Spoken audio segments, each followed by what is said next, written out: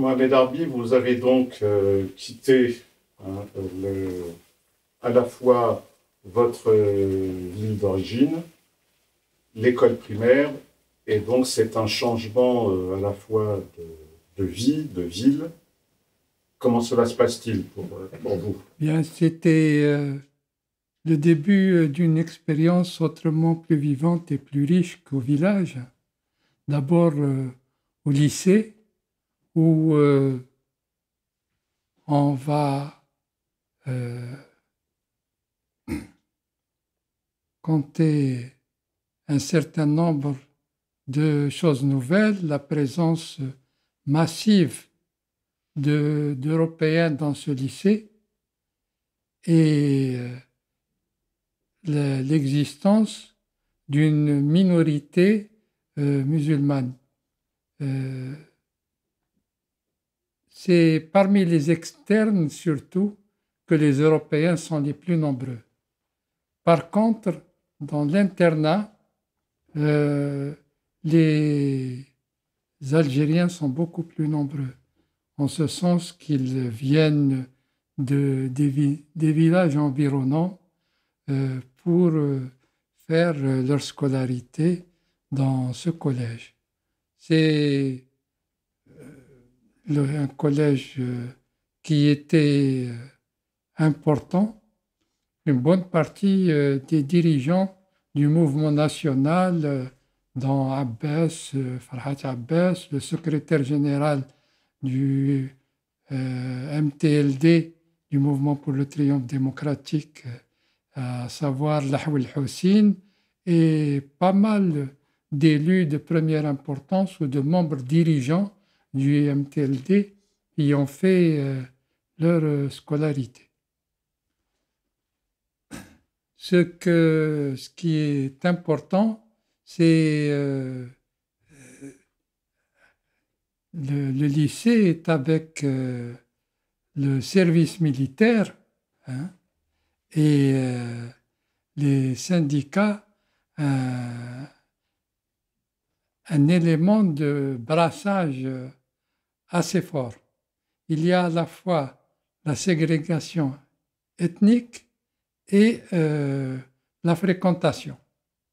Donc, si vous voulez, cette ségrégation n'a pas la forme qu'elle a dans un pays comme l'Afrique du Sud ou même en Israël. Elle est perceptible pour ceux qui y vivent. Hein. Quelqu'un qui vient de l'extérieur ne la verrait peut-être pas du premier coup d'œil. Et j'y suis arrivé à un moment où, dans ce lycée, où la mobilisation politique nationaliste était extrêmement forte. Le mouvement pour le triomphe des libertés démocratiques venait de rafler l'essentiel des communes urbaines en Algérie et le MTLD était de loin le parti le plus important dans la cité. Il y avait aussi l'arrivée d'un certain nombre d'élèves qui ont vécu le 8 mai 1945 à Sétif et dans les environs et qui, renvoyés de leur lycée, sont venus s'inscrire au lycée de Skikda. Et parmi eux, il y avait quelqu'un qui devait jouer un rôle très important dans le mouvement étudiant, puis dans l'établissement la, de la nation à partir de l'indépendance, à savoir Bel'id Abdeslam.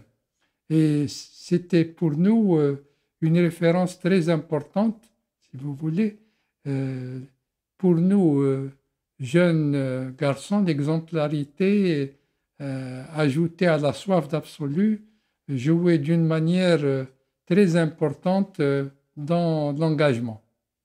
Et ce Abdeslam avait été arrêté, hein, en mai 45 à Sétif et puis renvoyé du lycée. Donc vous connaissiez déjà, et il était déjà connu quand vous arrivez au lycée. Il était connu dans sa génération, il était connu. Et en plus, Skikda, comme El Arouche, était engagé très fort dans le mouvement national très tôt, dans des circonstances assez particulières. Par exemple, à certains moments, dans les années 30, l'administration française avait envoyé en France des enfants de notables pour y effectuer leur scolarité dans le supérieur. Et donc, il y a eu, entre Skikda et El Arouche, 3 de ces étudiants qui sont revenus hein, en Algérie porteurs des idéaux de l'étoile nord-africaine. Et donc, ça a été un moment important dans l'implantation du nationalisme en Algérie et un nationalisme d'ouverture pour 2 raisons. Parce que d'abord, ils ont fait leur premier apprentissage politique en France et en second lieu, parce qu'ils ramenaient, si vous voulez, cette différence à laquelle on accordait une grande importance, la différence entre le local et le métropolitain. Il y avait déjà un groupe d'élèves engagés ou un groupe militant au lycée quand vous arrivez? Quand je suis arrivé, il y avait déjà un groupe, d'ailleurs, on les retrouvera tous dans le mouvement politique. Il y en a qui joueront comme Abdeslam, Mohamed Ben Yahya, etc., qui feront partie de l'élite dirigeante dès l'indépendance. Je dirais même au moment de la guerre. Mais le mouvement lycéen était déjà bien engagé. Et c'est une des raisons peut-être pour lesquelles j'ai été très rapidement happé par le mouvement et je n'étais pas seul. Donc comment ça se passe? Vous arrivez, donc il y a un groupe, comment vous rentrez en contact? C'est la lecture du journal, la diffusion du journal qui était le premier moyen de contact. À l'époque, le journal, c'était le Maghreb al-Arabi, le Maghreb arabe, mais c'était un journal en langue française. Et on se refilait ce journal et comme il n'y avait pas beaucoup d'exemplaires, ce journal était payé plusieurs fois par ses lecteurs. Et donc, on a commencé comme ça. J'étais arrivé aussi à un moment où se mettait en place l'organisation paramilitaire. Skikda était une ville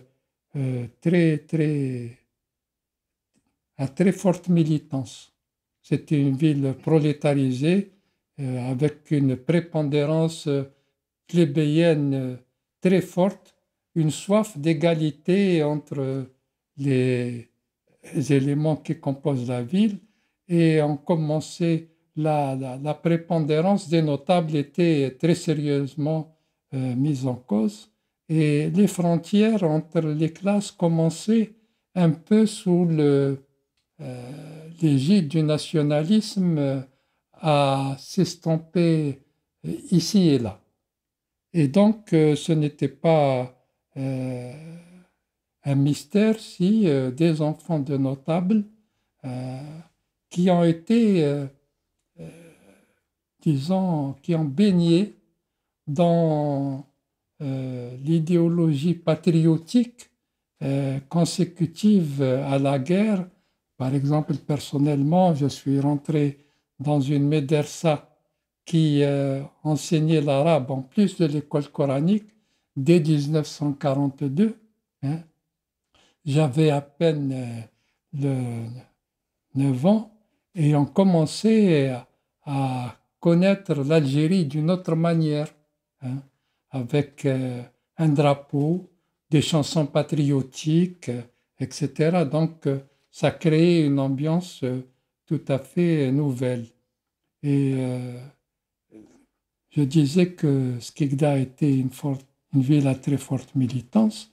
Dernièrement, il y a un ouvrage qui est paru, fait par un des hommes qui ont été responsables de la ville, Brahim Chergui, qui a été pendant la guerre l'agent de liaison de Ben Mhidi. Il lui a attribué 2000 militants et il a attribué près de 200 militants à l'organisation paramilitaire. Je crois qu'il a exagéré. Effectivement, il y avait 2000 militants, mais ce n'était pas Skikda seulement, c'était l'ensemble de la sous-préfecture, c'est-à-dire Skikda et les villages environnants. Le gros du mouvement venant évidemment de la ville, d'abord le gros est le plus actif, parce que pour, si vous voulez, éviter cette peur du notable, les groupes plébéiens formaient des éléments de choc et descendaient dans les villages lors des élections pour éviter que les notables qui avaient des hommes de main ne puissent agir sur la population et faire régner un climat de peur. Alors, je pense, à partir des années 45, ce climat de peur qui bénéficiait aux notables commençait à disparaître sérieusement.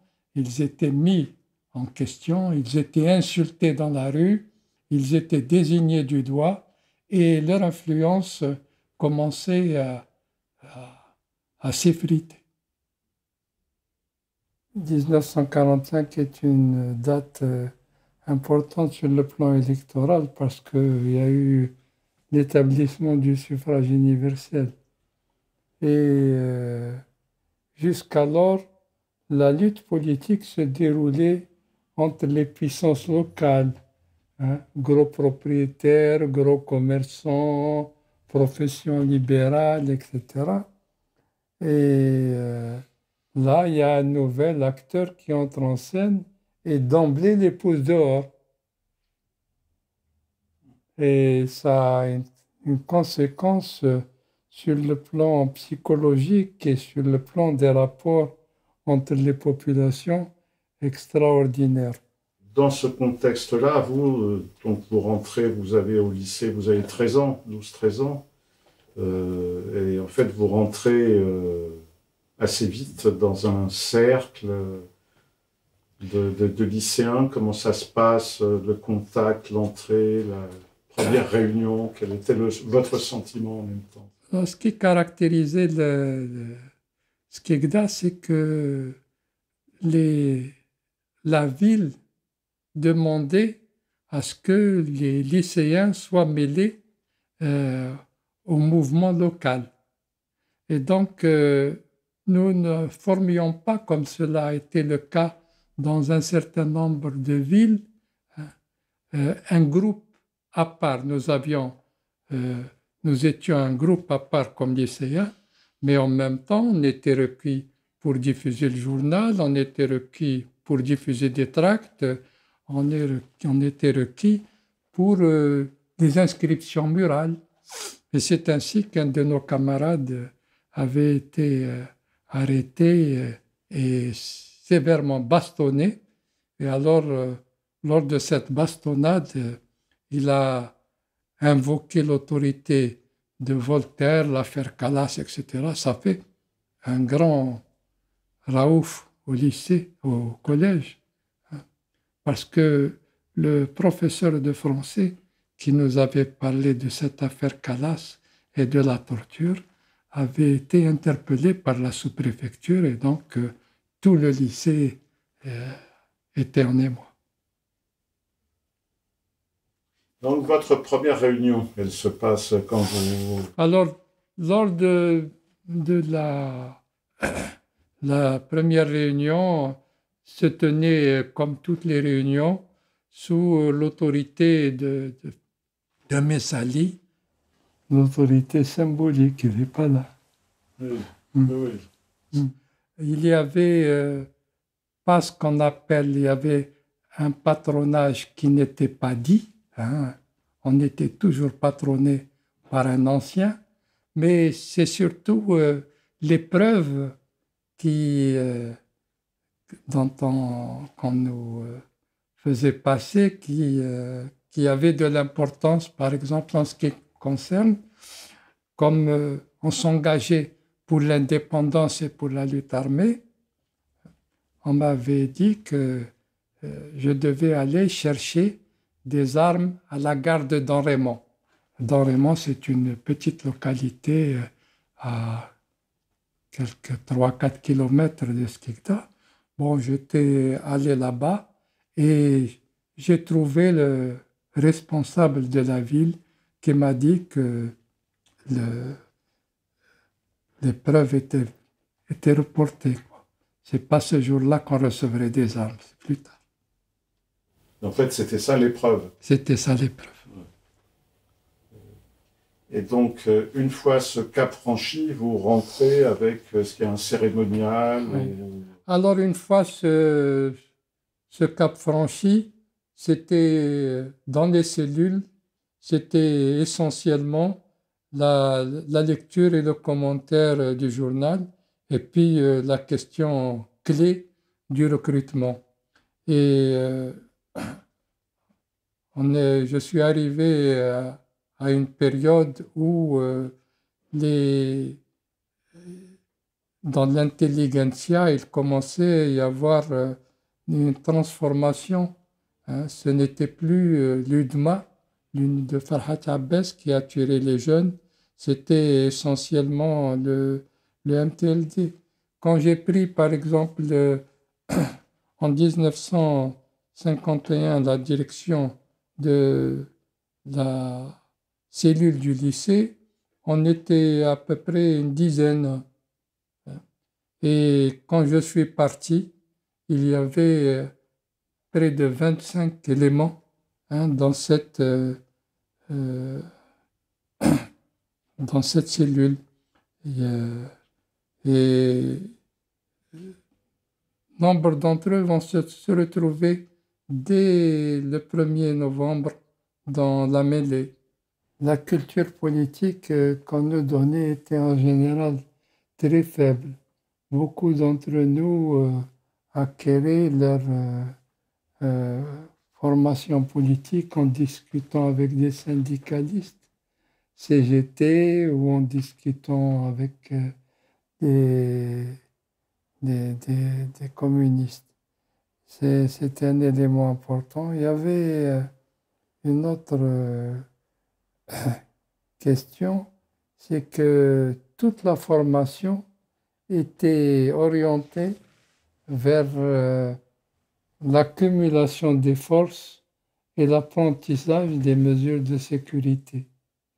Et l'accumulation des forces prenait le pas sur l'enseignement des orientations politiques.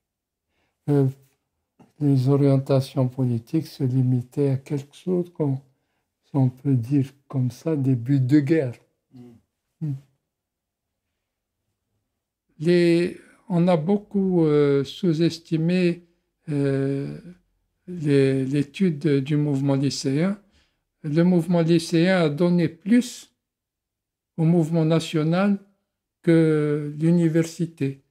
À Skikda, il y a eu plusieurs de mes camarades qui sont morts. J'en connais 5 de noms, mais bon, je ne connaissais pas tout le lycée parce que tous ceux qui se sont engagés ne venaient pas nécessairement du mouvement national. J'avais un camarade qui était avec moi dans la section latin. Il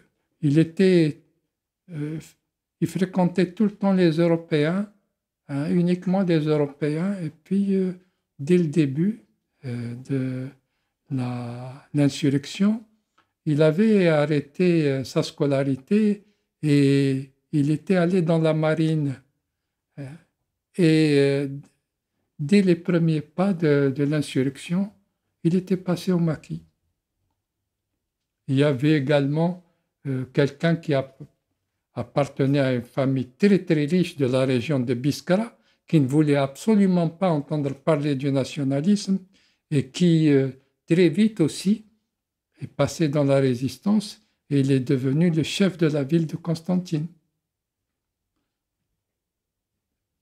Et il y en a qui beaucoup sont décédés dans celui qui m'a succédé à la tête de la section, dont le frère était un avocat de Batna, un avocat communiste d'ailleurs, et lui avait choisi le MTLD.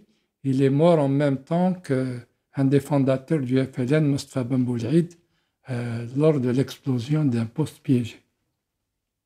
Il faut peut-être souligner qu'il y avait un certain nombre de familles qui étaient engagées dans différentes directions. C'est un cas qui mérite un roman. Par exemple, cette famille Lamrani, le frère aîné était avocat. Il a été assassiné par les nationalistes, mais il avait été avocat du MTLD pour des détenus.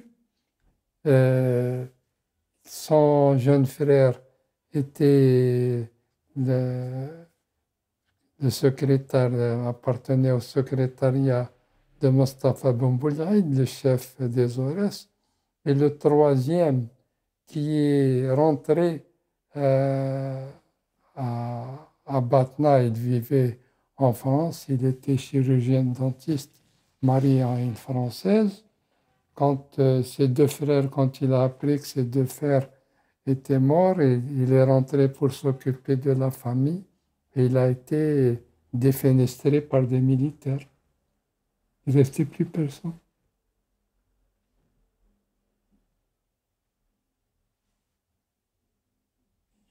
Vous écrivez dans vos mémoires, dans le tome 1, vous parlez, je crois, d'un serment, de prêter serment au moment où vous rentrez dans la cellule.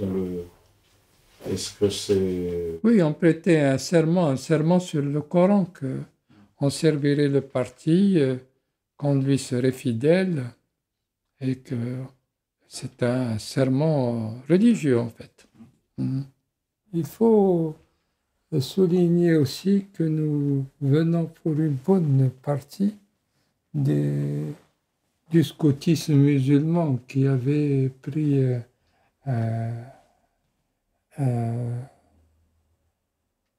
un essor très très très important et les chansons ont été très imbibées par l'idéal religieux. Je me souviens d'une chanson où on disait nous sommes la jeunesse, nous sommes l'avenir, nous avons la lumière dans nos yeux et Dieu dans notre cœur.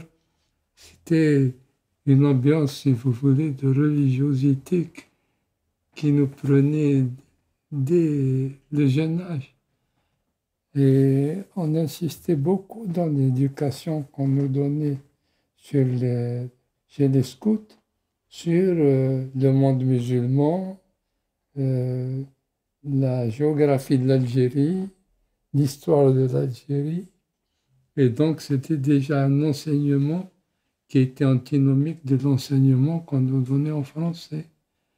Ce qui faisait que lorsqu'on faisait des cours sur la conquête de l'Algérie, c'était toujours le chahut, personne n'écoutait. Si vous voulez, c'est tout le problème de ces sociétés. L'école formait des fils de lumière et ces fils de lumière évoluaient dans une société ecclésiastique extrêmement rigide. Et donc, pour ne pas se couper du peuple, la religion commençait à imprégner l'ensemble du mouvement. Et tous ces symboles étaient là. Je me souviens même qu'à un moment donné, on recevait de la commission presse et information une série de documents qui portaient au Pakistan sur les discussions d'une constitution islamique qui arrivait là. Ça nous barbait, hein, parce que, en fait, l'idéologie républicaine française avait plus de prise sur nous. Et donc, comment se passe la vie quotidienne? Parce que c'est à la fois un changement d'un point de vue militant, mais aussi, je suppose, culturel, puisqu'on est dans une grande ville avec des activités culturelles. Donc, Il y avait une grande pauvreté culturelle dans la ville, parce que de temps à autre, on recevait des troupes qui venaient de Tunisie, des troupes de théâtre, des chanteurs qui venaient même du Moyen-Orient, ils sont quelquefois du Moyen-Orient, mais c'était essentiellement l'effort personnel qui nous guidait. Personnellement, j'étais inscrit aux Jeunesses musicales de France, mais je dois dire que le groupe de lycéens qui y était inscrit, à quelques exceptions près, s'y inscrivait pour sortir en ville et non pas pour aller assister au concert. Et le cinéma? Il y avait un cinéma qui passait des films égyptiens, Le Régent. C'était un cinéma qui était très, très fréquenté, et je dois dire pour une raison très simple. C'était que la petite bourgeoisie algérienne voyait son évolution à travers le filtre de l'évolution égyptienne. Un mode de vie moderne, etc., de famille où la communication était différente, où on parlait d'amour, hein, et on retrouvait la mise en cause des mœurs qui étaient encore très prégnantes chez nous. Et dans les autres cinémas, c'était des films français? C'était essentiellement des films français et surtout américains. Hein. Surtout américains. Et donc, le lycée n'est pas mixte, je suppose. Il y avait un lycée de jeunes filles, un collège de jeunes filles. La mixité se retrouvait au niveau de la classe de philo Matélème. Alors là, les filles du lycée venaient au collège de garçons. Et il y avait en proportion, est-ce qu'il y avait beaucoup de filles algériennes qui allaient au lycée, ou est-ce que c'était moins important que Non, c'était moins important. Il y avait 2 filles algériennes, une en classe de philo et une en classe de matélème. Très peu de filles arrivaient jusqu'à la classe de philo matélème. Et le parti était quasi exclusivement masculin ou... Alors, le parti était exclusivement masculin, mais comme c'est les lycéens qui ont proposé à ce que le parti s'intéresse aux femmes. Et c'est comme ça que, avec la fille qui était en classe de matélème, on a créé au Faubourg de l'Espérance, c'est-à-dire dans le quartier populaire, une première cellule de femmes qui se retrouvait entre elles. Et c'est à ce moment-là qu'on a pu prendre, enfin personnellement, j'ai pu prendre une connaissance assez importante de la situation des femmes, parce que pour la plupart, c'était des filles de militants ou des frères, des sœurs de militants et tout. Et la manière dont elles décrivaient, hein, le traitement leur était infligé chez elles par les hommes, c'était quelque chose. Les élèves des lycées se posaient beaucoup la question des femmes, la question de leur émancipation. Et à Skikda et à Constantine particulièrement, là où le parti était très fort, on a travaillé à lancement de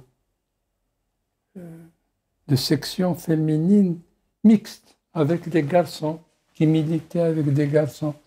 Et c'est ainsi, par exemple, qu'à Constantine, au lycée de filles, au lycée, il y avait des filles qui militaient avec des garçons.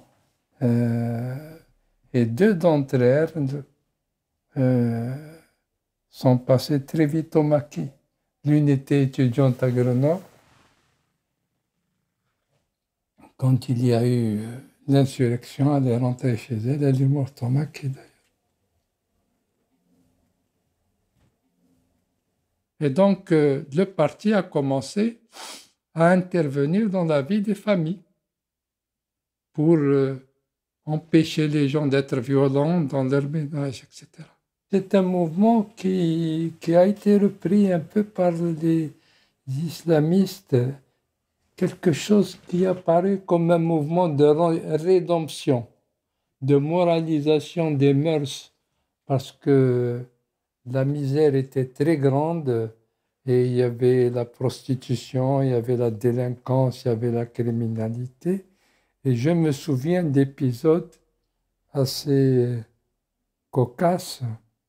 Par exemple, il y avait des militants du parti qui buvaient de l'alcool discrètement entre eux, etc., et qui allaient dans les buvettes où on retrouve les musulmans, mais ça ne les empêchait pas de descendre de temps à autre dans des quartiers européens pour bastonner un ou deux Algériens qui étaient au bar avec les Européens à cause de l'alcool. Et pendant la guerre, ceux avec qui que j'ai retrouvé en France buvaient ouvertement de l'alcool, ne se posaient pas de problème. Et vous devenez responsable assez vite. Mes origines sociales ont joué dans le choix. Comme j'étais fils de notable, je pense, on me l'a dit beaucoup plus tard, que pour mes camarades, j'étais plus protégé vis-à-vis de l'administration.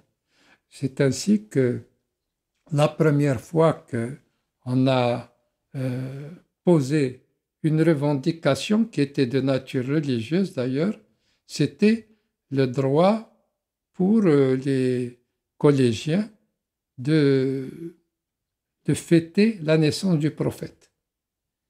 Et alors, j'étais voir le proviseur, M. Viala, qui a refusé, bien sûr, de céder à notre revendication. Et il m'a dit textuellement, vous n'aurez pas congé ce jour-là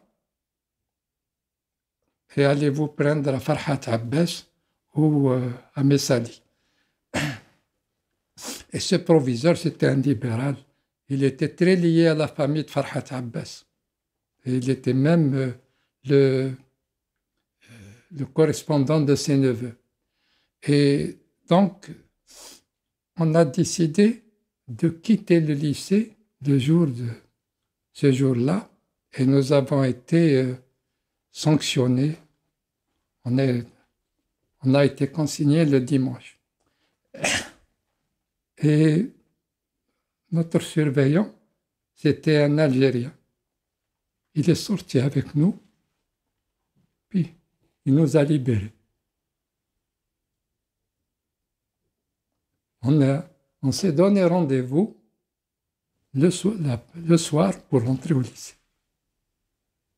Quand vous parliez de la prestation de serment, c'était dans le parti. C'était pas. Je crois qu'il y avait un traitement différent des lycéens. Le serment coranique, en fait, c'était pour la grande masse.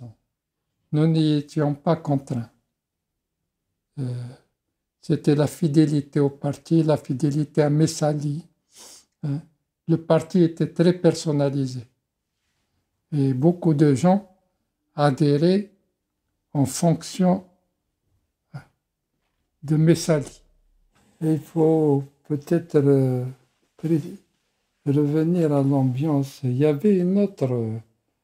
avait comme un desserrement, malgré ce qui s'est passé en mai 45. Il y avait comme un desserrement. L'ambiance n'était plus la même qu'avant.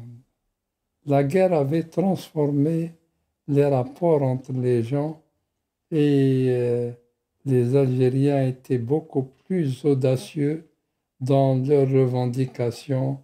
Il n'y avait pas, comme autrefois, comment dirais-je, ce respect obligatoire à l'égard des Européens. C'était terminé. C'est en quelques années. Ensuite, la résistance a beaucoup joué dans l'idéologie du nationalisme. Il opposait aux colonialistes leur propre résistance à l'égard de l'Allemagne, etc.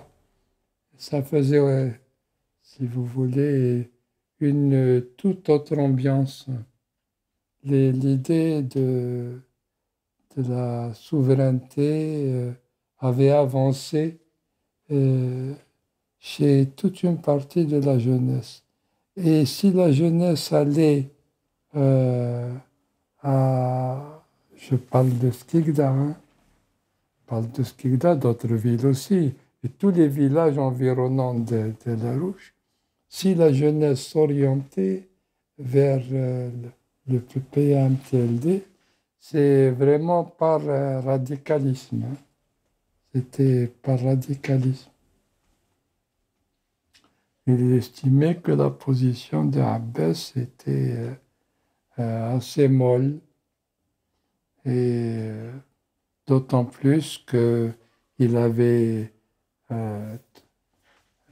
s'était orienté vers une fédération avec la France, mais ce n'était pas le plus important. Le plus important, c'est que dans les Amis du Manifeste et de la Liberté, avaient mis au plan de leurs revendications un drapeau algérien et que pour entrer dans une fédération, Farhat Abbas y a renoncé. Ça a beaucoup joué. Donc, moi j'ai connu Lyotard et Suiri à Skikda. Et eux avaient des rapports qui étaient de nature politique avec les élèves. Et ils parlaient carrément de l'anticolonialisme. Jaffré également. Jaffré a même été arrêté une fois lors d'une manifestation et condamné à 1 mois de prison. C'était un Breton qui était au Parti communiste. Et on avait agi ensemble lors d'une grève de la faim d'un nommé Oulebsir, qui par la suite a été assassiné par le FLN. Il était dirigeant à MENA. Donc on a décidé de protester et c'est avec Jaffré que j'ai rédigé le tract et il a été revu ensuite par Suiri. Et comme la police surveillait les imprimeries, c'est la femme de Suiri, Myriam Suiri, qui était d'origine française d'Algérie qui était enceinte et qui est rentrée dans l'imprimerie et elle est ressortie avec le paquet de tracts sous le couvert de sa grossesse, quoi. Il n'y avait pas que Jaffré, il y avait d'autres Français. Il y avait un type qui était un savant, qui s'appelait Flamand. Lui, sa femme, tout son environnement, qui étaient des anticolonialistes assez militants. Assez militants. Puis c'était des personnalités très connues, respectées même dans la société européenne. Donc, il y avait un changement. La guerre a provoqué un profond changement. Avait provoqué un profond changement. La défaite française a beaucoup joué dans l'enhardissement, disons, des Algériens. Ou du moins, elle a révélé ce qui était là et qui était tu, caché. La preuve, c'est que lorsqu'on a demandé aux Algériens de s'inscrire au premier collège, ça n'a pas marché. C'est-à-dire d'être dans le même collège que les Européens en fonction de la loi de 1944 de Gaulle. Les gens ne sont pas allés s'inscrire en masse. C'est des unités. Donc, l'idée d'une nationalité algérienne avait beaucoup avancé. Et donc, pour reprendre du côté des lycéens européens, il y avait pas, vous n'avez pas connaissance qu'il y a eu des cercles de jeunes socialistes ou communistes? Si, il y avait les socio-chrétiens. Les socio-chrétiens. Nous avions des rapports comme nationalistes, mais eux ne savaient pas. Non, on était clandestins, ils ne savaient pas. On avait des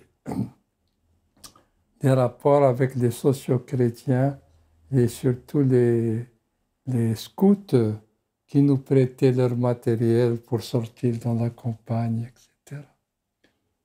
Et je me rappelle même de leur leader, c'était un nommé Madalina. Je me souviens seulement qu'il y avait un professeur libéral. J'avais parlé tout à l'heure, c'était M. Griot qui a fini comme professeur des lettres à Aix-en-Provence et qui était anticolonialiste. Lorsqu'il y a eu cette affaire de notre camarade Rehm qui a été tabassé à Gemap, à Azaba, la préfecture s'en est saisie. Et Griot est venu nous parler de ça. Est-ce que moi, je vous ai poussé à réagir contre telle ou telle pratique? Alors, c'est des élèves européens qui ont répondu « Oui, monsieur ». Et c'est la seule fois où, si vous voulez, il y a eu... ils ont émis un avis de type politique. Les élèves musulmans se sont tous tués. Ce Griot est mort il n'y a pas très longtemps. Il était prof de lettres à Aix-en-Provence. Et j'ai fait passer une annonce dans le journal Al-Watan. Et j'ai reçu pas mal de lettres de gens qui se souviennent. Et donc au lycée de filles, il y avait, donc ça devait être pareil, pas d'information, la distinction avec les Européens qui devait être encore plus forte. Oui, absolument.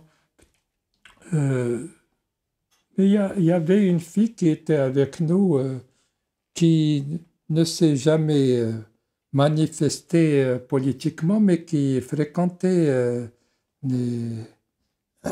qui nous fréquentait au moment des interruptions de cours. C'était une nommée Janine Boulet. Elle a fini par se marier avec un Algérien. Non, il y avait quand même des rapports. Il y a, comment ça s'appelle, une fille qui était la fille d'un instituteur qui s'est mariée avec la Bika à Skikda. Il y avait une Algérienne qui était pionne quand j'étais au lycée. Elle était pionne, elle était prof de sciences naturelles. Et elle s'est mariée avec Maschino. Il y avait quand même des choses.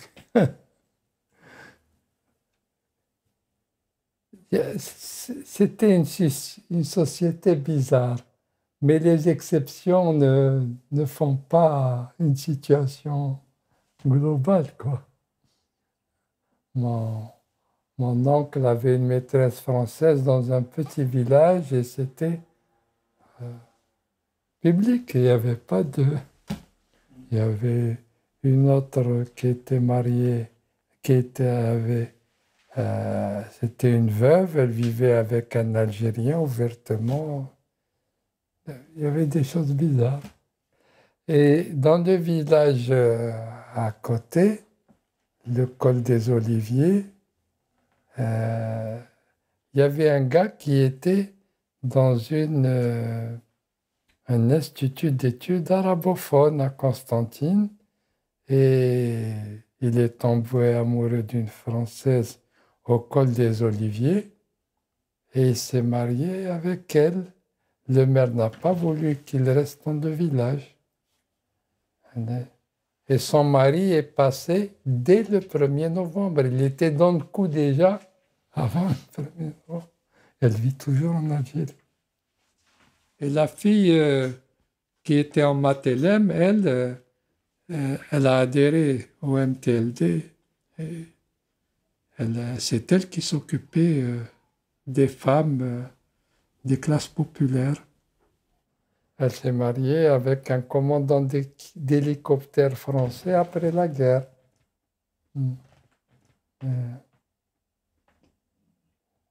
Elle mettait le voile pour aller dans le quartier populaire.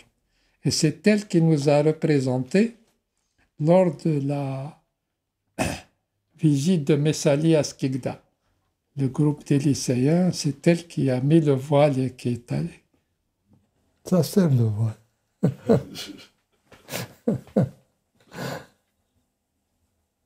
Et est-ce qu'il y avait des jeunesses communistes organisées à Skikda? Il y avait des communistes. Est-ce qu'il y avait des jeunesses communistes? Non, il y avait, au lycée, il y avait un militant des communistes, un nommé Chebin.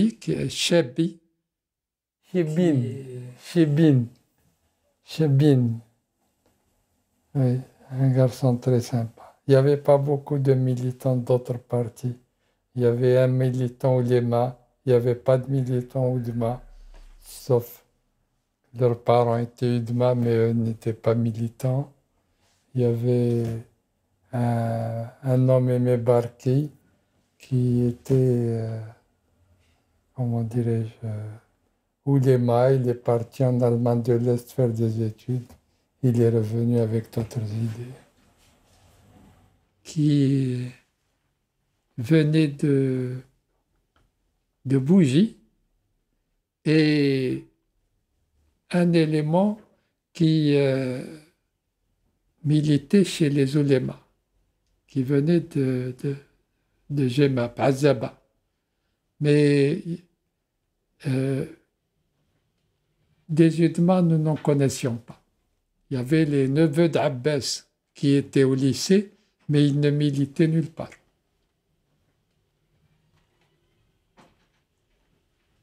Et donc, l'action des lycéens, vous avez dit tout à l'heure que c'était beaucoup plus dans les quartiers, dans la ville ou dans les villages environnants. C'était quel type d'action? Moi, je militais à la campagne, j'allais faire des conférences, j'allais discuter avec les gens. Euh, Lorsque le parti avait une politique, par exemple, pendant un peu, au moment de l'histoire du pacte atlantique, on allait partout dans les campagnes dire nous ne participerons pas à une guerre s'il y a une guerre et si on n'a pas notre souveraineté. Faisait ce genre de trucs politiques. On allait affronter les dirigeants communistes dans les syndicats. Mais c'était sans brutalisation. C'était assez sympathique, c'était méditerranéen. Et donc, l'action des lycéens, c'est... Bah, écoutez, ce qu'on leur demandait de faire des, de faire des exposés sur la politique du parti, essentiellement ça, d'aider à rédiger des textes. Hein. Pas plus, il n'y avait pas d'école de cadre dans le MTLD. Et donc, chacun y allait avec sa propre culture. Hein. C'était donc très hétérogène comme diffusion d'idées. J'ai demandé à ce que les pères qui avaient des enfants qui préparaient l'entrée dans les lycées me les donnent en été. Et effectivement, je me suis occupé de 3 personnes qui ont toutes fait des études brillantes pour les concours d'entrée au lycée. Des choses comme ça qu'on faisait des choses. Il y a une dimension entraide. Comment? Il y avait une dimension entraide. Une entraide, oui, absolument, oui. Mais vous prépariez un peu ensemble ou chacun y allait personnellement Non, à Skikda, on préparait avec la CASMA, avec le comité local. Mais c'est surtout à partir du congrès, juste à une année avec la crise, avant la crise, qu'on a commencé à discuter de textes politiques. Parce qu'à ce moment-là, il y avait un programme et il y avait des débats au sujet du programme. Il y avait des débats quand il y avait qui étaient provoqués d'en bas à l'occasion de certains événements, comme les événements de Tunisie.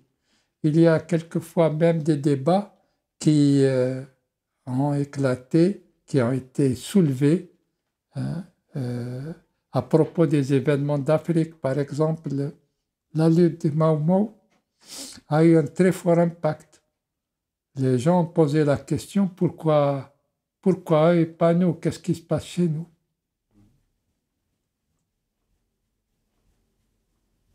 Avec, bien sûr, cette note de condescendance des gens qui considéraient que l'Afrique était plus en retard que les autres pays et dans ce domaine, elle était en avance. On ne comprenait pas. Parce que l'idée de lutte armée était vraiment très très forte chez les jeunes. Et le parti n'a pas saisi l'importance de cette donnée. Il faut dire que les partis chez nous, il faut les étudier comme des partis militarisés. Et pas comme les premières, par exemple, et puis aussi suivre l'évolution sociale. Par exemple, le premier congrès le premier conseil municipal des années 47, les gens étaient choisis par un congrès local à la demande des assistants. celle de 1953, quelque temps après, hein, ils ont changé la formule, à savoir, ils ont introduit une différence entre les élus du parti et les élus du peuple. Alors il se trouvait que les élus du parti, c'était le peuple, tandis que les élus du peuple, c'était en général des gens lettrés, etc., qui pouvaient speecher au conseil municipal. Comment l'idée de lutte armée est-elle venue à la jeunesse? Non, il faut voir comment, si vous voulez, l'idéologie nationaliste. L'idéologie nationaliste, dès le départ, a mis l'accent sur la résistance armée, sur l'idée de résistance armée. Et puis, cette idée de résistance armée, elle était favorisée par le blocage. Le blocage. La liberté d'expression a été foulée aux pieds tous les jours. Par exemple, je vais donner un exemple. C'était lorsque l'Algérie libre, lorsque le Maghreb al-Arabi a été interdit. Le parti avait alors lancé comme journal l'Algérie libre. L'Algérie libre a commencé par paraître à Paris, en France, et puis on envoyait des moras qu'on tirait en Algérie dans des imprimeries qui étaient plus ou moins contrôlées par les gens du PC. Contrôlées, mais pas, c'était pas les propriétaires, c'était la SNEP à l'époque. Et donc, l'administration a décidé d'interdire la diffusion. On n'interdisait pas le journal, mais on entravait sa diffusion. Et les paquets arrivaient d'Alger par car, et quelquefois, c'était des militants qui allaient les chercher, par exemple, pour Skikda, la diffusion se faisait à partir de Constantine. Les responsables allaient à Constantine, prenaient leur lot et descendaient dans les localités. Or, la police surveillait les moyens de transport.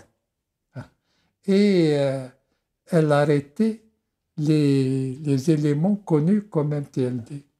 Et c'est comme ça qu'un jour, à Skikda, ils ont arrêté le chef de la Qasma, nommé Msaoud Kedrouj. Et le responsable qui représentait la direction, le responsable d'organisation régionale, c'était Boussouf, qui devait après devenir ministre du GPRA, ministre des renseignements et des eaux. Alors, il a décidé une manifestation. Et donc, il y a eu cette manifestation pour obliger la police à libérer Gedrouj, qui était conseiller municipal. Et les gens n'avaient plus peur du risque. La situation était tellement dramatique des populations que le risque faisait partie de leur vie quotidienne. Et donc, il était devenu plus marquant d'affronter le risque que de chercher à l'éviter, ce qui était le cas des années antécédentes. Les choses se sont durcies avec la montée du mouvement national, du mouvement nationaliste. Par exemple, lorsque le test le plus important, c'est l'expulsion de Messali. Quand le mot d'ordre de grève a été lancé, il a été pas du tout suivi par les Européens. Il y avait quelques personnalités, PC, etc., mais d'une manière générale, pour les Européens, ce n'était pas une journée de grève. Alors que souvent, lorsque les Européens étaient concernés comme syndicalistes, les musulmans participaient, ne se posaient pas de questions. Ce qu'il y a, c'est que peu à peu, le mouvement nationaliste n'était pas du tout, était hostile à la lutte des classes. Mais à partir du moment où il a décidé de prendre en main les ouvriers agricoles, les rapports de force au sein des syndicats ont changé. D'ailleurs. On n'était pas très loin aussi de l'indépendance, de l'insurrection. La campagne, d'ailleurs, c'est un phénomène que les sociologues auraient dû étudier. Les quartiers périphériques, disons la banlieue, dans Raymond, Saint-Antoine, les 3 ou 4 petites cités comme ça, étaient avec avant que le nationalisme prenne, elles étaient essentiellement, comment dirais-je, affiliées à des confréries religieuses. Disons, leur médiation avec l'administration, c'était les confréries religieuses. Et puis, brutalement, elles ont toutes basculé du côté du FLN, du MTLD. Parce que le PPA, c'était essentiellement le centre-ville. Hein. Et puis le faubourg de l'Espérance. Et au fur et à mesure que ça s'étendait, les confréries ralliaient le mouvement nationaliste. Et elles devenaient le plus important. Et c'est pour cette raison que, par exemple, lorsque la crise a éclaté, les messalistes étaient devenus les plus nombreux, quasiment 95-96%. D'abord, la masse des mouvements agricoles, le mouvement des chômeurs était contrôlé par eux. Le mouvement des anciennes confréries converties, moi j'étais pour faire une conférence à Filfila. On était arrivé, j'avais tenu 2 conférences, une à Skikda, une à Skikda. Les gens, il y avait les pour, les contre, etc. Ça causait, en quelque sorte, et on posait des questions, et puis après, on a voté quand on est allé dans la masse périphérique. La masse périphérique écoutait, il y avait le silence complet. Personne ne posait de questions. Ils ont voté pour les candidats qui étaient centralistes, qui se sont présentés. Et le lendemain, la ville était messaliste et en ébullition. Donc, il y avait des phénomènes sociologiques qui n'ont pas été appréciés à leur juste valeur.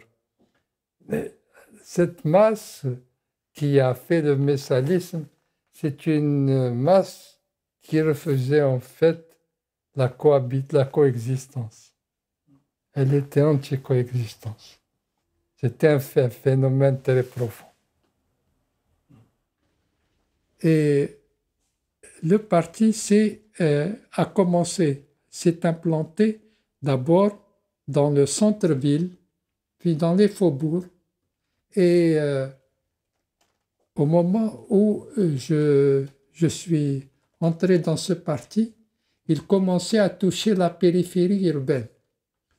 Et là, je m'en souviens très bien puisque j'ai été mêlé à des réunions dans la périphérie, c'était soit les fermes coloniales de ce qu'on appelait Domremy, Saint-Antoine et Praxbourg, soit les mines qui laisseront leur nom dans l'épisode du 20 août 55, c'est-à-dire les mines de Filfila, les mines d'El Alia. Et consécutivement à ça, il y avait également une évolution dans la petite intelligentsia, essentiellement chez les lycéens. Je disais que quand j'étais rentré quand j'étais au parti, il y en était 9 ou 10. Je suis parti, il y en avait 25. Je suis revenu au moment de la scission du MTLD. Les gens que j'avais laissés en place étaient en train de préparer la création d'une association de lycéens, filles et garçons. Donc tout ça dans une accélération extrêmement importante entre 1950 et 1954. Ce qui est important, c'est que le MTLD est de moins en moins un parti au sens classique du terme. Ce n'est même pas un front, c'est la population avec un encadrement, je dirais même un embrigadement. Par exemple, lorsque on a commencé à travailler sur la périphérie urbaine, on a eu affaire à la confrérie des Hansala. Et c'est une confrérie religieuse. Et donc, petit à petit, nous avons englobé tous les éléments de cette confrérie religieuse dans le parti. Ils venaient par famille entière. Et je me suis rendu compte par une petite enquête au lendemain de la guerre, dans la périphérie urbaine, vous trouvez dans chaque famille 3 morts, 4 morts, 5 morts et quelquefois plus. Il est vrai que Skikda est un cas particulier dans la mesure où il y a eu le 20 août 55, il y a eu des massacres. Mais quand même, il y a l'engagement de familles entières. Et ces familles découvraient le nationalisme. C'est un nationalisme qui est à la fois qui est autoritaire et religieux à la fois. Et on le voit au moment de la scission du MTLD, la force du messalisme ne venait plus des couches qui se sont les premières engagées dans le MTLD, elle venait essentiellement de ces populations qui, elles, étaient prêtes à un engagement d'une autre nature que politique. Et surtout que l'idée qui est profondément ancrée dans cette population, c'est celle d'une levée en masse. Tous. Une levée de type communautaire. On n'est plus, si vous voulez, dans le militantisme de parti au sens où on l'entend traditionnellement. C'est une communauté en mouvement. D'ailleurs, je crois que c'est dans des mémoires que j'en ai parlé. On m'a demandé de faire une conférence, en réalité, d'expliquer le programme du parti. Alors, il y avait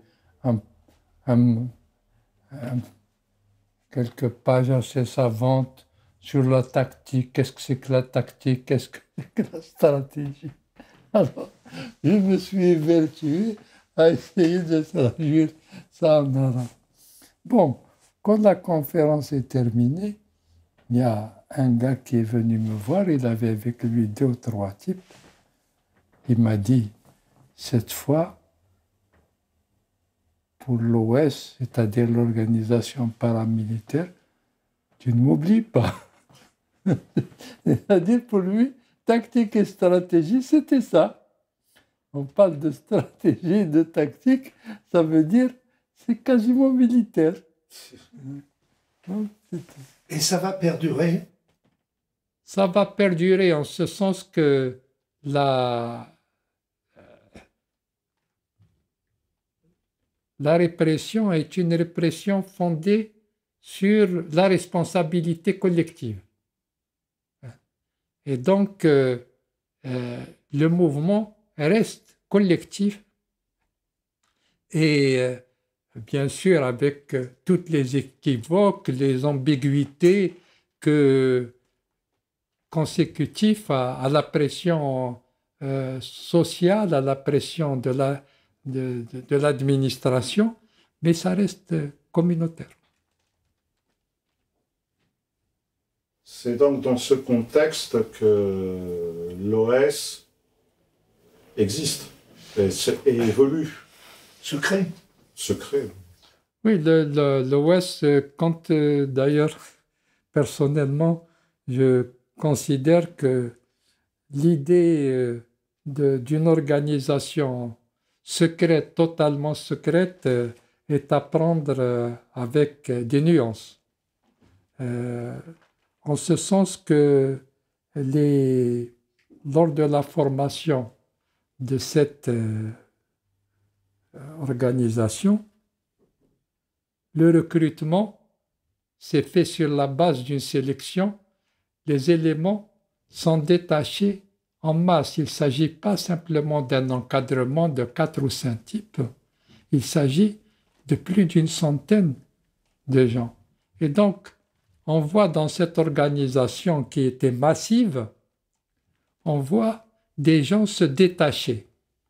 On les voit avoir un comportement bizarre, par exemple. Il était pour faire croire aux gens qu'on n'est plus dans le mouvement politique. On est autorisé à aller à la buvette. Et donc, les gens s'interrogeaient et ont fini par décrypter eux-mêmes le phénomène. Et donc, d'y adhérer sous cette forme-là. On savait chacun. Et puis, indépendamment de ça, il y a un esprit collectif. Dans les familles, il y a des secrets. Comme le disait ma mère, il y a des secrets pour les femmes. Les hommes ont des secrets pour les femmes, mais ils n'ont pas de secrets entre eux.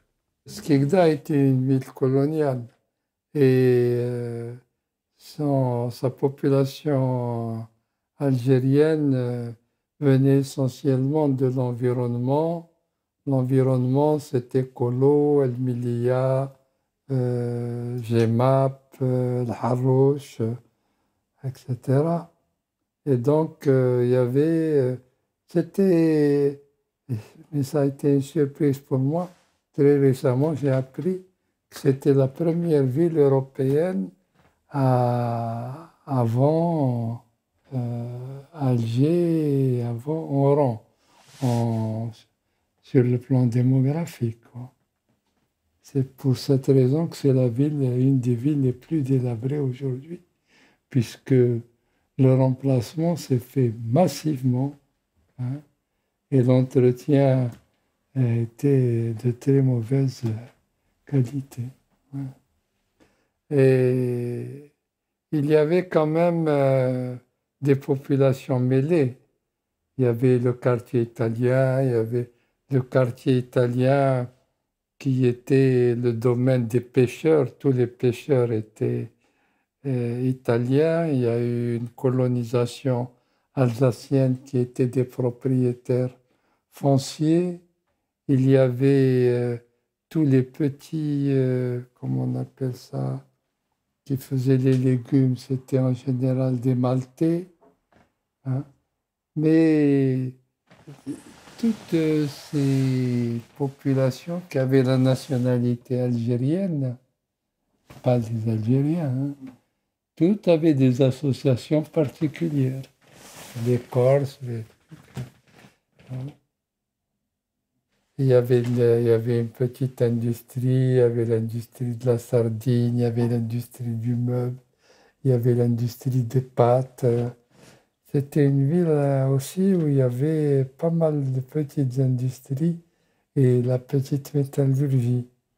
Et puis toutes les les professions en rapport avec la pêche, parce que c'était un port de pêche.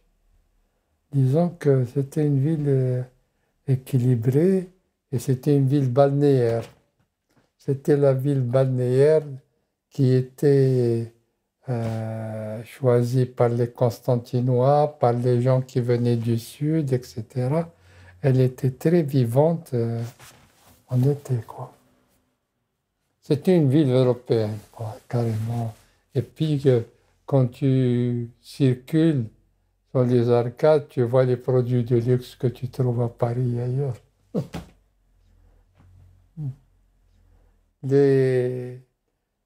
Les quartiers, le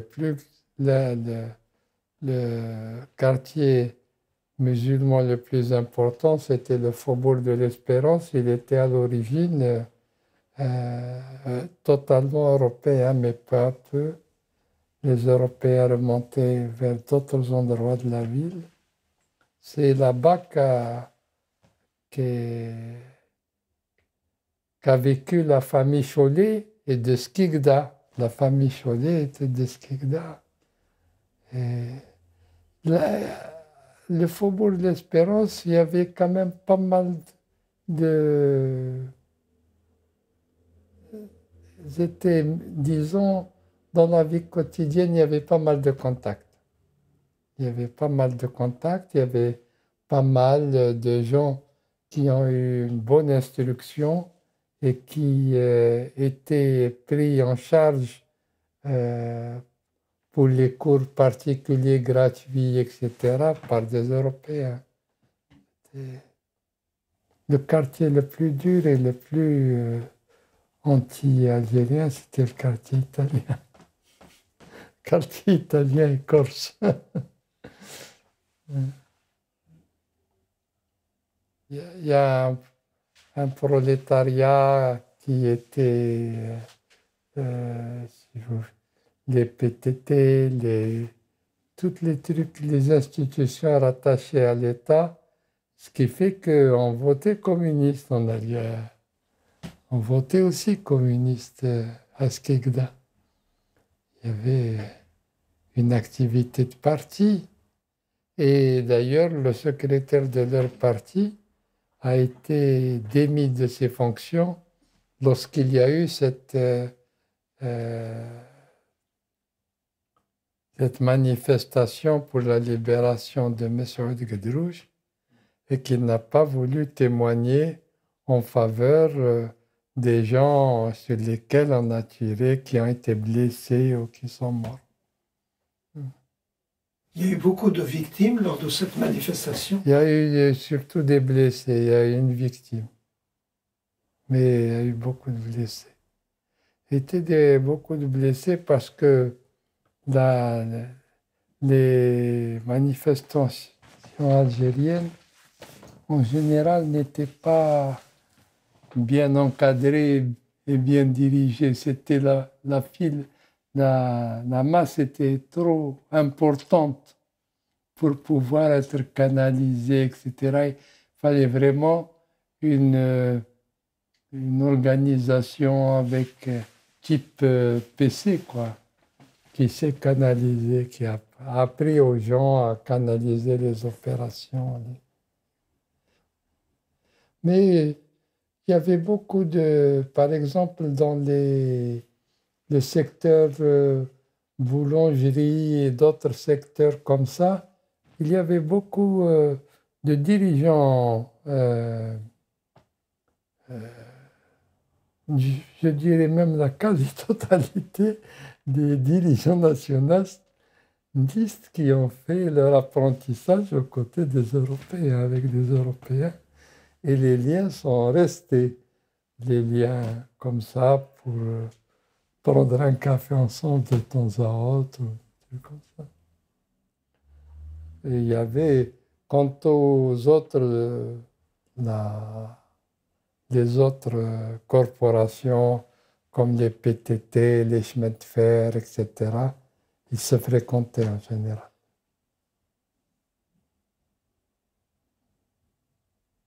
Et puis il y avait ce type de convivialité typiquement méditerranéens où les,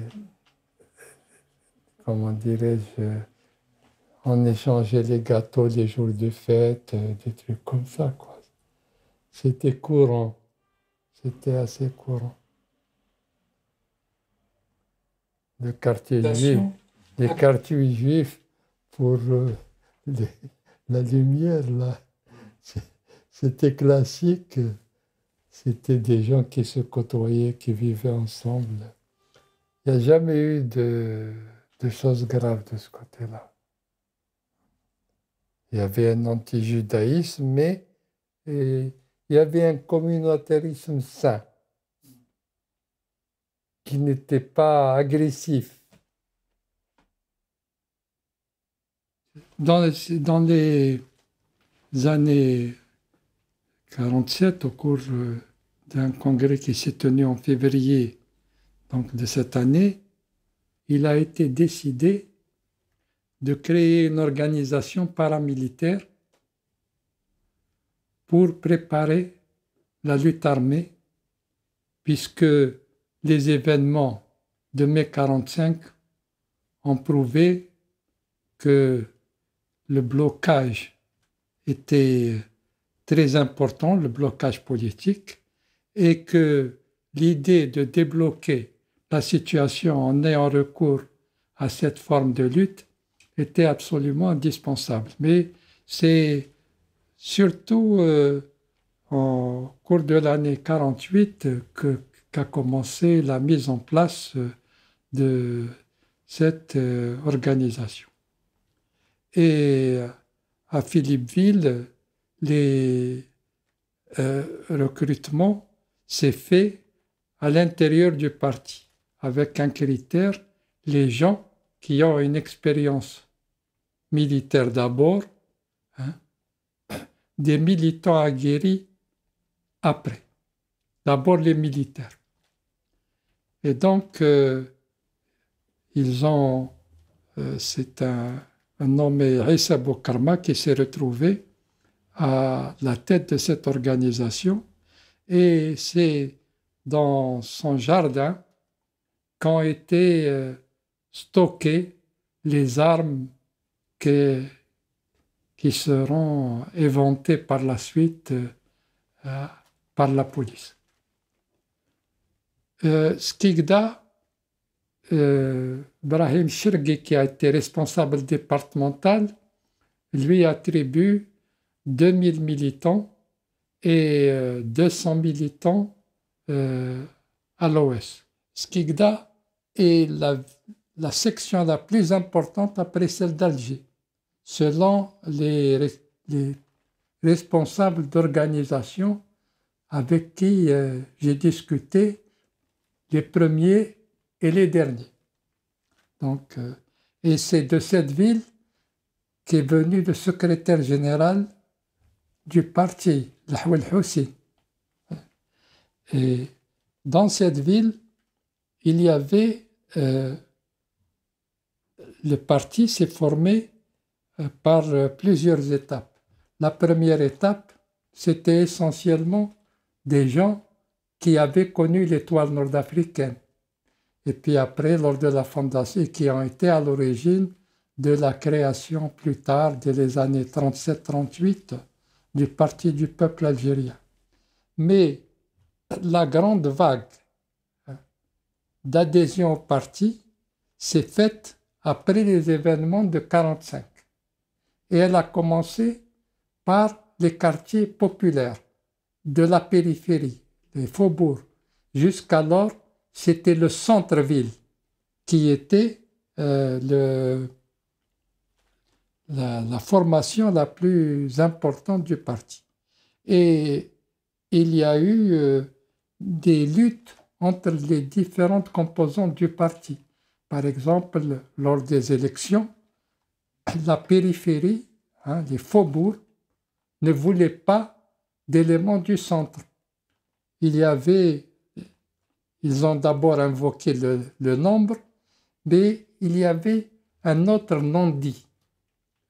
Le non-dit, c'est que les éléments du centre vivaient au contact de la population européenne beaucoup d'entre eux étaient des syndicalistes, ont été des syndicalistes, et aux yeux des nouveaux qui venaient au parti, ils étaient moins fiables, moins authentiques que les autres, du fait de leur proximité avec les Européens. Bon, le problème a été résolu quand même. La direction nationale a imposé la participation du centre à la direction locale. Et donc, je reviens à l'Ouest. Cette organisation a été formée par des éléments qu'on a sortis du parti. Et comme ils étaient relativement connus, il fallait essentiellement que on fasse quelque chose pour qu'ils soient moins compromis aux yeux des autorités administratives et de police. Donc, on les a autorisés à aller dans les tripots boire de l'alcool, par exemple. Et cette disposition a entraîné une autre conséquence. Les gens commençaient à s'interroger comment des gens aguerris qui étaient parmi les premiers militants tournent Kazakh comme ça à telle rapidité. Donc, on a subodoré quelque chose, que le parti avait recours à des subterfuges pour protéger ses militants. Et il faut connaître aussi la sociologie du pays. L'Algérie, c'était une nation de famille. Et le secret, c'était le secret au maximum à l'intérieur des familles. Mais l'information circulait quand même. Ce n'était pas une organisation comme on essaye de le faire croire aujourd'hui, comme une avant-garde militarisée, totalement coupée de la population. Non, c'était encore des gens noyés dans la population et de ce fait, la circulation des informations se faisait obligatoirement. Je me souviens personnellement avoir été au contact d'un cadre qui était responsable de la région, qui me disait, j'en avais marre de militer le jour et la nuit. La nuit, c'était des exercices. Le jour, c'était le travail politique et de contrôle des organisations, etc. Il était vidé. Donc, avec des choses, des éléments comme ça, les épreuves qu'on faisait subir aux recrues, leur faire croire qu'on va leur faire transporter des armes, etc. Il y avait donc toute une ambiance qui faisait qu'on savait que le parti devenait de plus en plus, s'orientait de plus en plus vers une action de type militaire. Et lorsque, en août 50, la police a éventé l'organisation paramilitaire en Algérie, à Skikda, que son responsable a été arrêté, ce fut un grand choc dans l'organisation. Elle a été préservée grâce justement à son responsable, Issa Boukarma, qui a été torturé à mort puisqu'il a perdu la vue, il a perdu l'ouïe, mais il n'a pas parlé.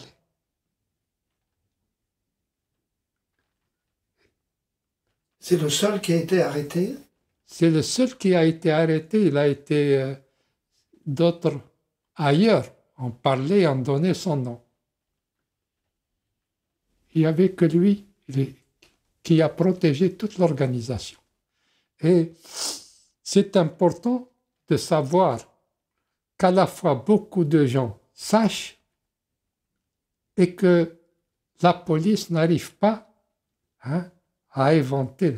Il y a un type de solidarité qu'on retrouve dans ces sociétés. Dans le modèle connu en France, c'est la Corse, mais ce modèle, c'est celui de toute une partie de la Méditerranée. En ce qui concerne les questions de la vigilance et de la sécurité, il y a d'autres éléments qui permettent de voir qu'elle n'était pas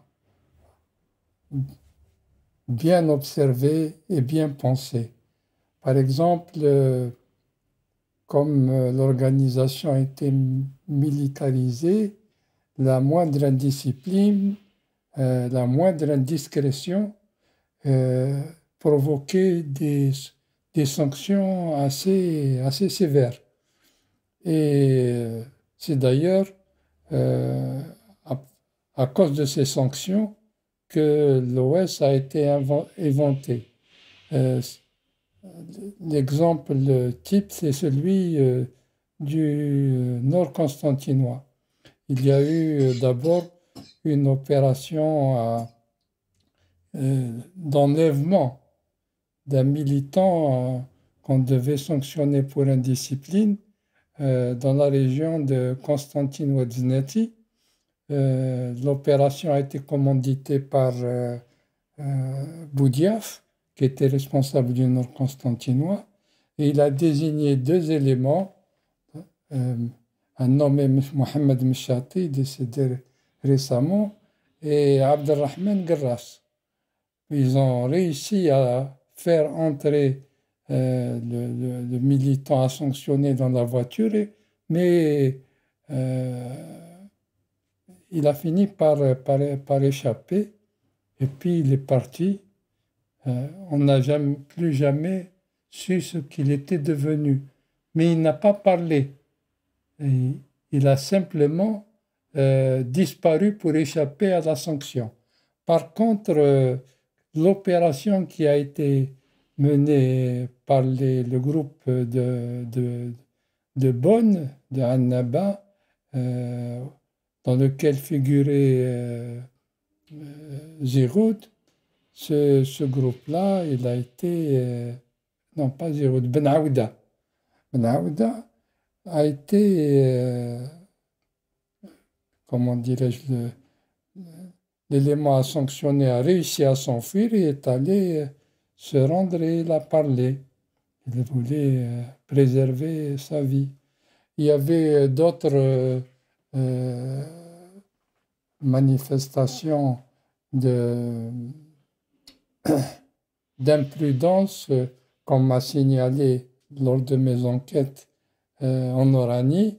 Par exemple, Ben Bella et une équipe entrée dans un café pour enlever quelqu'un et simuler un enlèvement. Donc, tous ces faits faisaient jaser quand même. Faisaient jaser. Et ce qu'il faut signaler, c'est qu'effectivement, la police était pour le moins en partie coupée, totalement coupée de la population. Ces réseaux d'indicateurs ne fonctionnaient pas toujours comme ils devaient fonctionner selon leur fonction. Donc, c'est des choses qui sont importantes parce que au moment de la scission, les actes d'accusation contre la direction, etc., son manque de radicalisme et tout, étaient soulevés et la direction se défendait en signalant ces bévues. Les bévues, après tout, l'OS, c'est vous qui l'avez fait vanter. La direction n'y était pour rien. Quelle quelle était la sanction qui était prévue dans le cas du gars qui a échappé à Boudiaf, là? Je ne peux pas le dire. Je ne sais pas. Mais on m'a signalé que dans la région d'Eskegda, mais sans me donner des détails précis, qu'un militant avait été abattu. Ils ne savent pas par qui, comment, pourquoi. Hein. Ça, je n'ai pas... Ils étaient plusieurs à m'avoir parlé de cette histoire, mais ils n'avaient pas de détails. Parce que la sanction par la suite, ce sera très souvent la peine de mort, décidée purement et simplement de façon administrative. C'est des militants qui décident d'exécuter d'autres militants de façon assez fréquente. Ma question, c'était quand est-ce que cela a pu commencer? C'est-à-dire que comment se sont-ils autorisés? Ça a commencé dans la formation même et la mise sur pied de l'organisation. C'était au départ ce système de sanctions très très rigoureux avait été décidé. Dans l'Ouest? Oui. Au cours même de sa formation.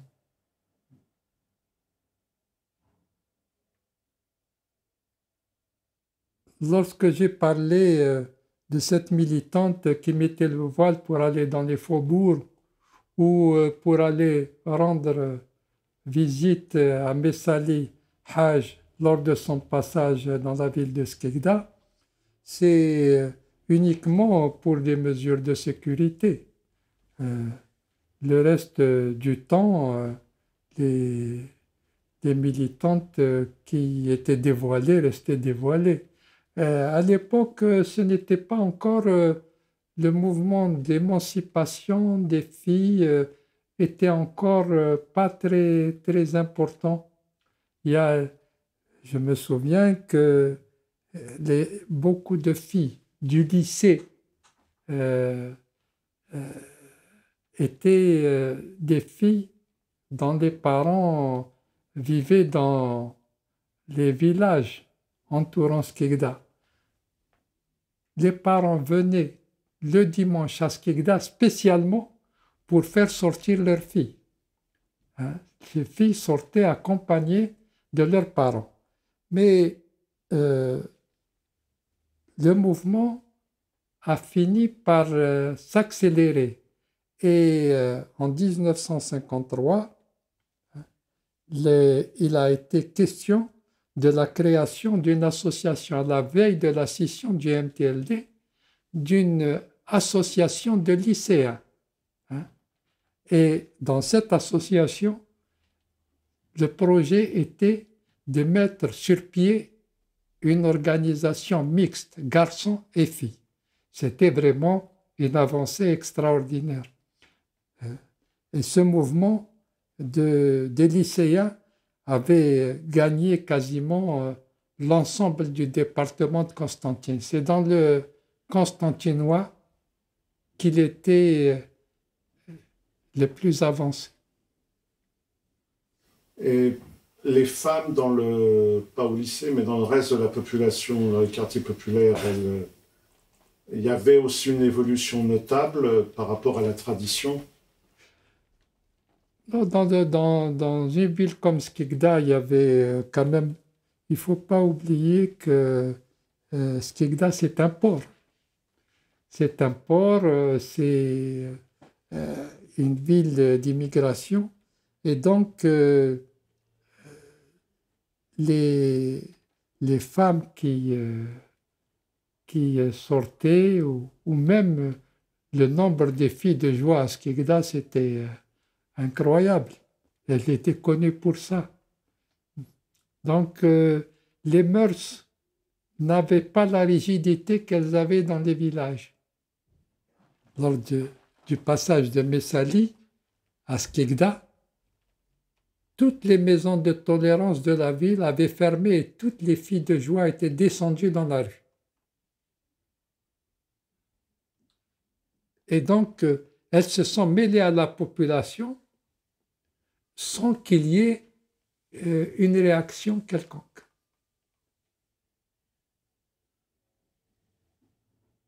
Elles ont été accueillies par la population. Oui, ça a été vécu.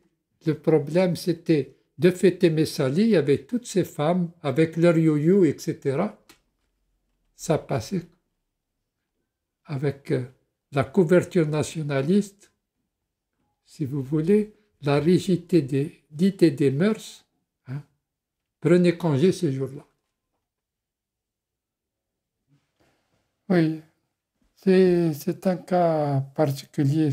Je ne sais pas si au niveau des directions le problème a été débattu, mais je sais qu'à Alger, quand ils ont créé l'Organisation des femmes musulmanes, c'était le parti, un peu à l'image, imitant un peu le PC, a voulu constituer une organisation en direction des femmes.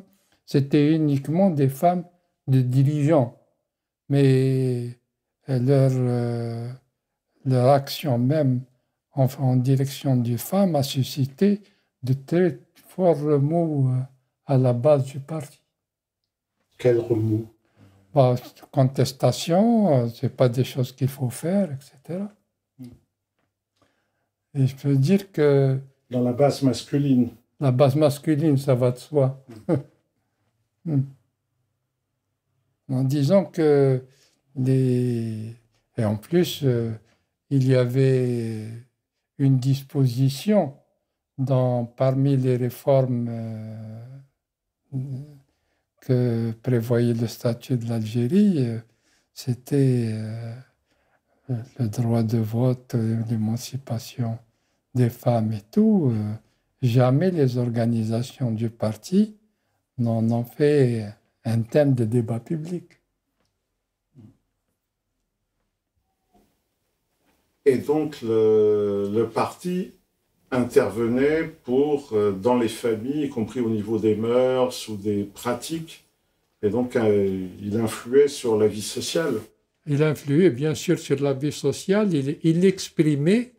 Et il y avait, si vous voulez, dans cette population plébéienne, il y avait aussi, dans le parti, il y avait souvent des gens qui venaient du milieu des mauvais garçons, hein, et qui se reconvertissaient massivement, hein, en adhérant au parti. Il y a ce phénomène qu'on voit avec l'islamisme.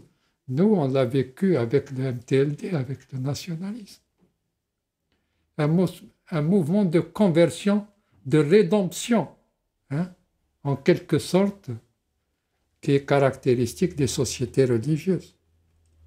Dans certaines situations, le nationalisme s'affirmait comme une religion séculière et s'accaparait le sacré de la religion pour se diffuser, pour agir, et que à ce moment-là,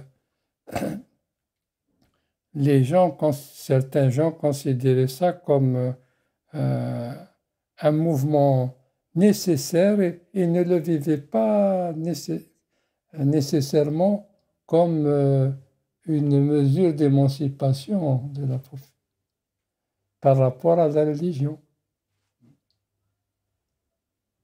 Est-ce que vous pouvez revenir sur le mot plébéien, comme ça aura une grande importance dans la suite? Quelle est l'acception pour vous du mot plébéien dans ce contexte? Si vous voulez, socialement, les plébéiens, en gros, dans la société algérienne, c'était essentiellement le petit peuple. Hein. C'était le petit peuple et c'était des gens qui avaient une soif d'égalité. Hein.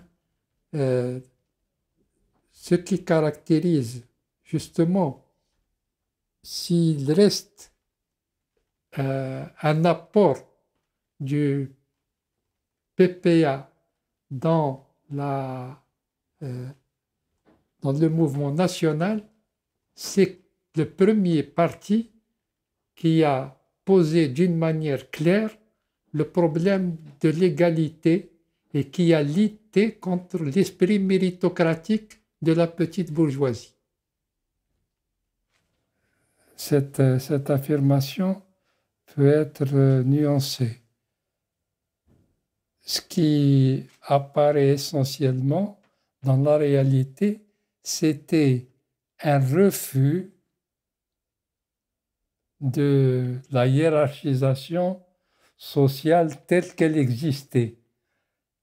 Il savait ce qu'il refusait et il ne proposait pas quelque chose concrètement au point d'en faire un mot d'ordre de combat. Mais dans la réalité, en fait, ça signifie que les gens n'ont pas été, à leur insu, indifférents au mot d'ordre de l'idéologie républicaine française. Les plébéiens de la plèbe, on exclut la classe ouvrière. Sans aucun doute, mais enfin, nous sommes dans une situation où les classes fondamentales sont une petite minorité. Et donc, les plébéiens, c'est la masse militante la plus importante. Les ouvriers sont une fraction minoritaire dans le mouvement. Dans la population, le mot ouvrier n'était pas un mot qui était considéré comme on peut le voir dans certaines traditions. Dans beaucoup de milieux, il avait un sens péjoratif. Ouvrier, c'est quelqu'un de déclassé. La notion de classe n'existait pas dans la majorité de la population. C'est essentiellement dans les syndicats que commençait à se forger une conscience de classe. Et ça, ce n'était pas l'action du MTLD, n'a jamais fait un effort pour une éducation dans ce sens. Cette éducation a été donnée essentiellement par les communistes. Et cette plèbe donnera de nombreux militants et de nombreux cadres. L'essentiel des dirigeants viennent de là. Les cadres populaires qui ont formé, si vous voulez, la base de masse de ce parti viennent de la plèbe. Des gens qui ont des petits boulots, un jour travail, un jour sans travail, etc. Je reviendrai plus tard sur cette question parce que j'ai relevé un tas de notes dans mes anciens cahiers parce que dans la tradition romaine, la plèbe est l'expression d'une revendication de type démocratique. Comme plus tard, quand on a parlé des sans-culottes ou des communards comme des plébéiens, il y avait un côté démocratique très prononcé, tandis que le mot plébéien en Algérie ne circulait pas dans le peuple, on ne parlait pas de la plèbe. On continuait à utiliser les mots de la vieille hiérarchisation. Et elle a commencé à s'estomper petit à petit. Après 1945, elle s'est accélérée au point d'apparaître comme une demande d'égalité. Et c'est à travers la revendication d'une nationalité propre que la question de l'égalité entre les gens avançait.